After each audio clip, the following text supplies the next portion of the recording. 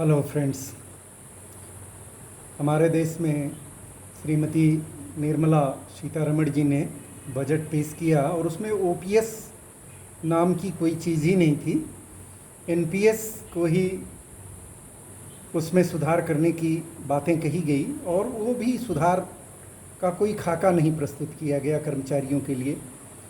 मित्रों, सरकार क्यों नहीं दे पा रही है कर्मचारियों को पेंशन, जबकि कर्मचारी मुश्किल से 1% होंगे देश की आबादी के, 1% से ही भी कम होंगे जितनी देश की आबादी है।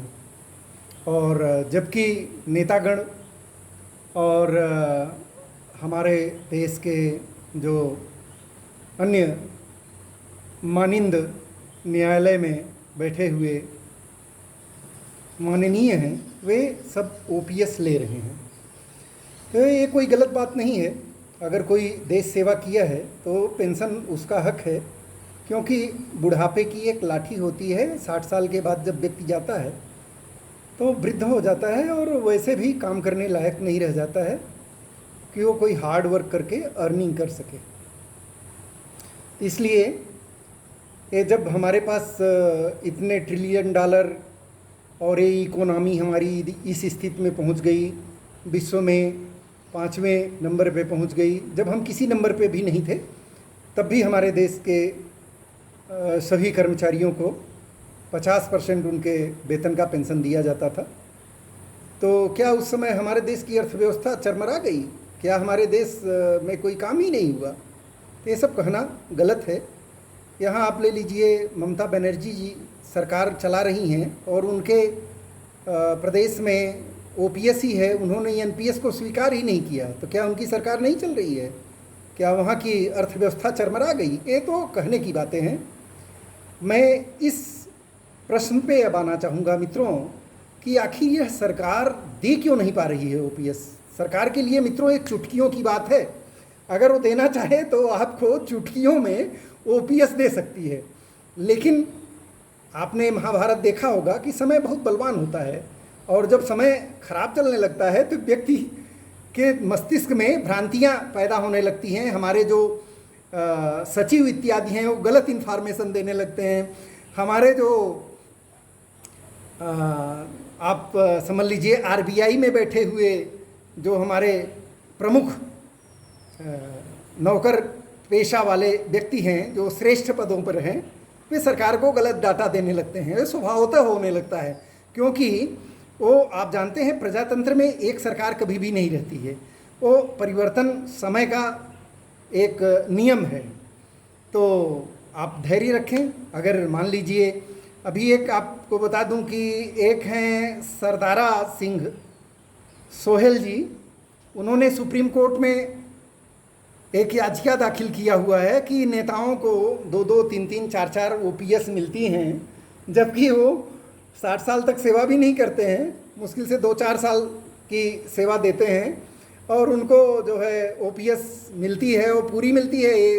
और एक ही नहीं, 2-2, 3-3 मिलती है। अच्छी बात है, उन्होंने 3 बार सेवा दिया, उनको मिलना चाहिए, कोई बात नहीं, गलत बात नहीं है। और कोई सरकारी कर्मचारी भी अगर 2-2 बार सेवा देता है और उसकी पेंशनेबल सर्विस मान लीजिए हो जाती है 20 साल या 10 साल, तो चूंकि आप जानते हैं कि 10 साल के बाद पेंशनेबल सर्विस मान ली जाती है और पेंशन आपके जो बेसिक पे है आपका और जो उसका डीए है उसका 50% मिलता है। और अभी भी लोग कर्मचारी लोग ले रहे हैं। इवन जो कर्मचारी सेवा में हैं पुराने, वे भी लेंगे ओपीएस। लेकिन अब कुछ कर्मचारियों के ऊपर एनपीएस थोपा जा रहा है, जबकि हमारे माननीय एनपीएस नहीं लेना चाहते हैं और उसकी बहुत ही खूबियां गिनाते हैं कि आपका वो इनकम टैक्स में छूट है। अरे 2-4 हज़ार रुपये की छूट है, क्या करना है 2-4 हज़ार से? अरे बुढ़ापे में जब आदमी को 50% का गारंटेड पेंशन नहीं मिलेगा तो किस काम का है भाई? उसका जो बेसिक पे ले रहा है, जिस दिन वो रिटायर हो, उसका कम से कम उसको 50% जो पेंशन है मिले, जिससे वो अपने बेटे बेटी या किसी के ऊपर आश्रित न रहे। क्योंकि आप जानते हैं आजकल की जो न्यू जनरेशन है, वो कोई भी आदमी पुराने व्यक्ति के साथ नहीं रहना चाहता है। वो बोलता है बस पापा आप चुप रहिए, अब आप मत ज़्यादा बोलिए, आपको चश्मा अगर आपका टूटा है तो टूटा ही पहनिए, कोई बात नहीं। तो इस प्रकार हमारे कर्मचारियों को झेलना पड़े, ऐसा सरकार क्यों करना चाहती है? तो हमने जो बहुत देर तक सोच करके हमको जो समझ में आया मित्रों, वो यही है कि परिवर्तन नियम है प्रकृति का, और सरकार भी एक निर्धारित सीमा तक सोच पाती है, और जब उसे भी चेंज होना होता है तो भी नहीं सोच पाती है। और उसके जो सचिव इत्यादि के अधिकारी हैं, वो जो कहते हैं उसको वही अच्छा लगता है कि हाँ भाई ये सही बोल रहे हैं। ठीक है, तो आप जानते हैं कि इसका लाभ अन्य पार्टियां पक्का उठाएंगी, जबकि भारतीय जनता पार्टी की जो सरकार रही है वो बहुत ही हित में, बहुत ही विकास का कार्य किया है। लेकिन ये कर्मचारियों की ही बातों को क्यों नहीं सुनना चाहती है, ये हमारे समझ से बाहर है मित्रों। और ये मैं इतना ही समझ पाया हूँ इसमें कि चूँकि जो जब समय आ जाता है कि अगर किसी का जैसे बुरा समय आ जाता है मान लीजिए, तो वो जाने का समय जब आ जाता है तो वो अगर अच्छा खासा स्वस्थ भी है तो चल जाता है। तो अगर कोई आदमी बहुत बड़ा स्पोर्ट्समैन है, रोज़ वॉकिंग कर रहा है, और ऐसे भी व्यक्ति को हार्ट अटैक आ जाता है। तो हमारे को जो समझ में आ रहा है जितना उतना मैं आपको बता रहा हूँ कि ये परिवर्तनशील है जगत, तो इसमें संघर्षण होगा, नाना प्रकार की बातें होंगी, और डिस्पैरिटी तो है ही। और नौकरी, रोजगार, विधायक, पार्षद, सांसद, लोकसभा, विधानसभा, हर जगह से लोग पेंशन पाते हैं, लेते हैं, अच्छी बात है, उन्होंने सेवा किया है, जबकि वे सर्विस नहीं कर रहे हैं लेकिन तब भी ले रहे हैं। और वे एनपीएस को नहीं स्वीकार करना चाहते हैं, उन्होंने अपने लिए एनपीएस नहीं लगाया है, लेकिन सिर्फ कर्मचारियों के लिए लगाया है। ये चीज़ें जो हैं गलत हैं, ये चीज़ें गलत कही जाएंगी, और ये प्रजातंत्र के लिए मतलब एक स्वस्थ नहीं कही जा सकती है। अब तो राजनेता भी कहने लगे हैं, दूसरी पार्टियों के धर्मेंद्र यादव जी ने भी कहा है, समाजवादी पार्टी के श्री धर्मेंद्र यादव जी सांसद हैं, श्री दीपेंद्र सिंह हुड्डा जी हैं, ये भी जो है सांसद हैं। श्री सुशील कुमार शिंदे जी ने प्रश्न किया था जब, तो हमारे सरकार का जवाब आ गया कि हम तो इस विषय में कुछ कर ही नहीं रहे हैं। तो मतलब 1% कर्मचारियों को पेंशन देने के लिए जब सरकार ऐसा बोले, ऐसा करे, तो आप खुद ही समझ लीजिए कि सरकार जाना चाहती है या रहना चाहती है, क्या करना चाहती है, अंडरस्टूड है। आप लोग समझदार हैं, समझदार को इशारा काफ़ी होना चाहिए। और टीवी सोमनाथन जी का ये है बयान कि ये असंभव है, संभव ही नहीं है। अरे ऐसा क्या चीज़ है संसार में जो संभव नहीं है? संभव पहले था जब, तो अभी क्यों नहीं है संभव? अब तो हमारी अर्थव्यवस्था बहुत अच्छी है, तो अभी क्यों नहीं संभव है मित्र? अभी तो कुछ भी नहीं है गड़बड़ देश में।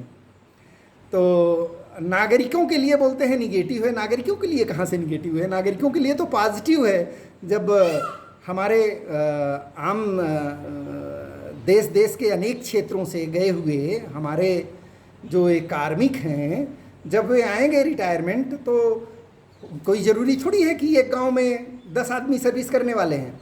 एक गांव में एक आदमी मुश्किल से होगा सरकारी नौकरी करने वाला, या एक गांव में 2 आदमी होगा सरकारी नौकरी करने वाला।